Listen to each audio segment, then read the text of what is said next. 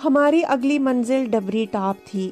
دن ڈھلنے کے بعد میرے ساتھی جنگل میں سستانا چاہتے تھے، لیکن میں نے ان کی اس تجویز سے اتفاق نہ کیا، کیونکہ ہم نے ابھی بہت ہی کم فاصلہ طے کیا تھا اور ہمارے پاس راشن کی مقدار کم ہوتی جا رہی تھی۔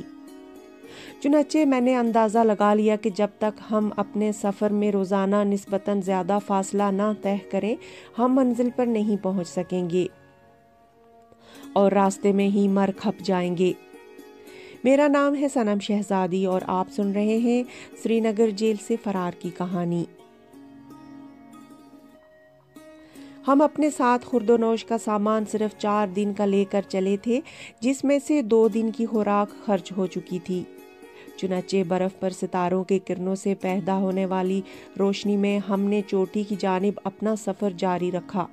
تقریباً 2 بجے شب ہم ڈبری ٹاپ سے 1000 گز کے فاصلے پر رہ گئے۔ یہاں پر ایک چھوٹا سا میدان تھا جس میں کوئی درخت وغیرہ نہ تھا۔ خوش قسمتی سے یہاں بھی ہمیں بہک میں بنا ہوا ایک کوٹھا مل گیا۔ ہم اس میں داخل ہوئے، کھانا پکایا اور کھانے کے بعد آرام کی غرض سے سو گئے۔ 19 دسمبر 1968 صبح کی پہلی کرن کے ساتھ ہم نے اپنا سامان اٹھایا، کوٹھے کو خیر آباد کہا اور بلندی کی طرف سفر جاری رکھا۔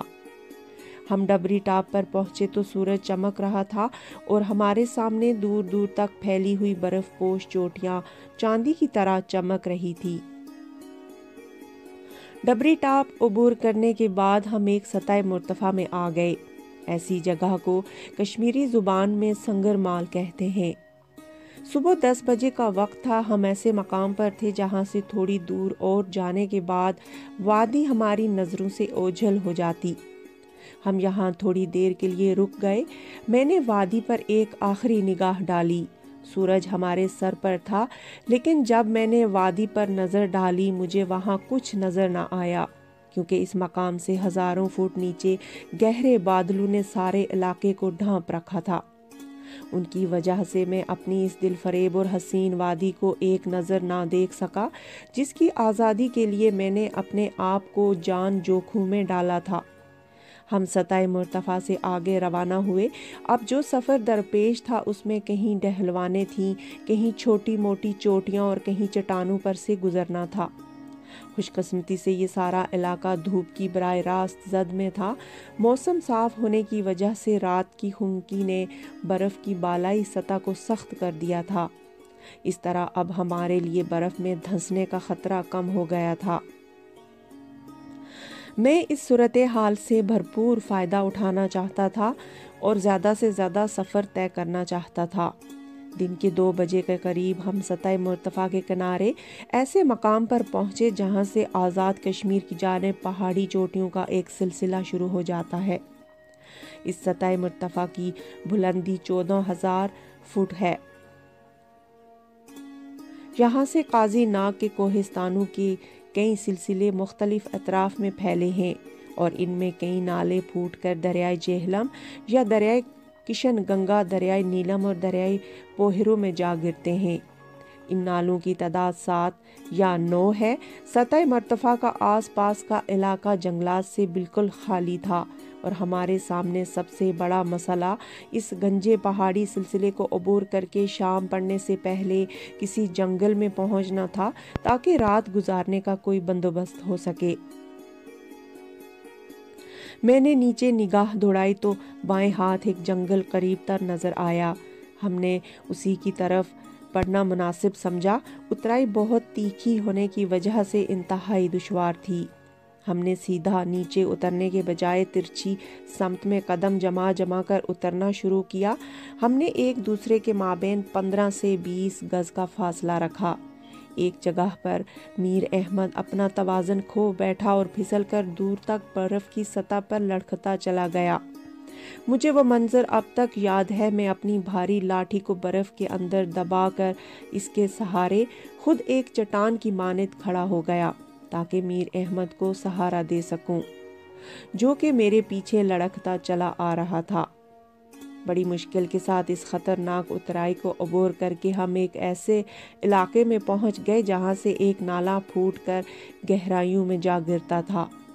نالے کے کنارے کنارے تیز رفتار سے ہم جنگل کی طرف بڑھنے لگے۔ کچھ فاصلہ طے کرنے کے بعد ہم نے ایک کوٹھا تلاش کر لیا۔ شام پڑ چکی تھی۔ جب ہم قریب پہنچے تو ہم نے دیکھا کہ یہ کوٹھا دراصل ایک سرحدی چوکی ہے جو ان دنوں سرما کی وجہ سے خالی چھوڑی گئی تھی۔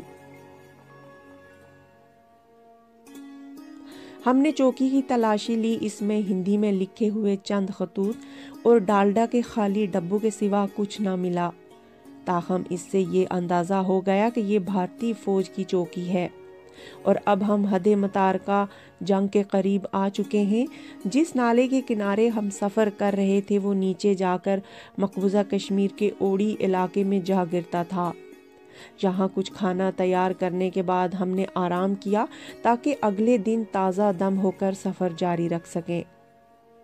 20 دسمبر 1968 اگلی صبح ہم نے نالے کو چھوڑ کر مغرب کی جانب پہاڑ کی تیکھی ڈھلوان پر چڑھنا شروع کیا۔ یہ چڑھائی بھی خاصی مشقت طلب تھی۔ ایک ایک قدم پاؤں جما کر برف میں راستہ بنانا پڑتا تھا اور یہ کام ہم باری باری آگے ہو کر کرتے رہے۔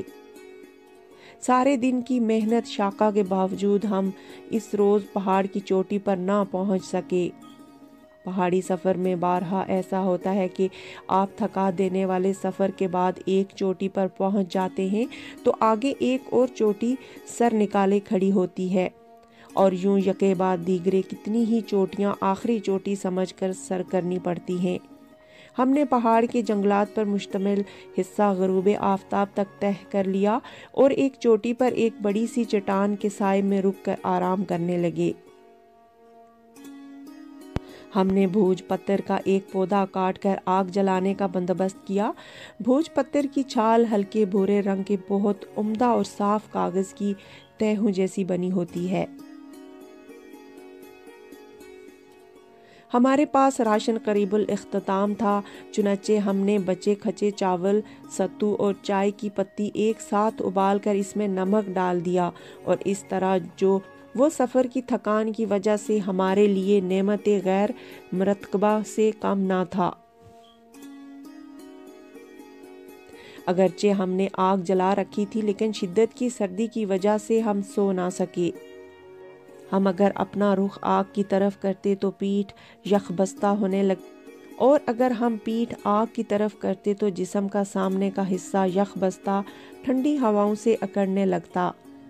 بہرحال آگ نے ہمیں اتنا فائدہ ضرور پہنچایا کہ اتنی بلندی پر کھلے آسمان کے نیچے یخ بستہ ہواؤں میں ہمارے جسم برف کی طرح جم کر اکڑ جانے سے بچ گئے۔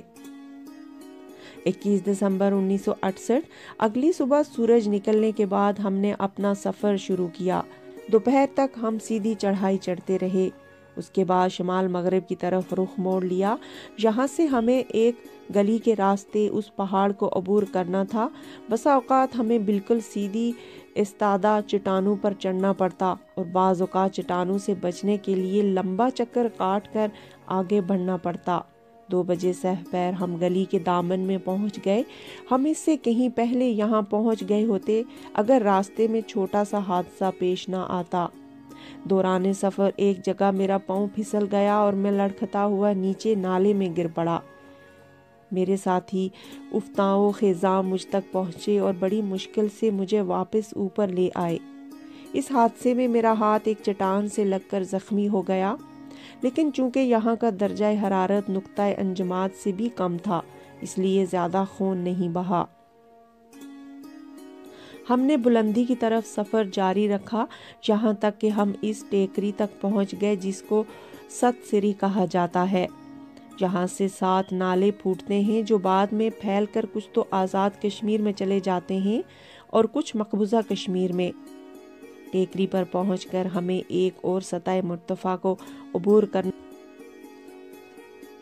اب ہمیں ایک ڈھلوان درپیش تھی جسے آزاد کشمیر میں چھمب نالہ کے نام سے پکارا جاتا ہے۔ جے کے ٹی وی کی اگر یہ پیشکش اچھی لگے تو اسے آگے شیئر اور ہمارے YouTube channel Jammu Kashmir news network JKNN کو ضرور سبسکرائب کیجیے۔ شکریہ۔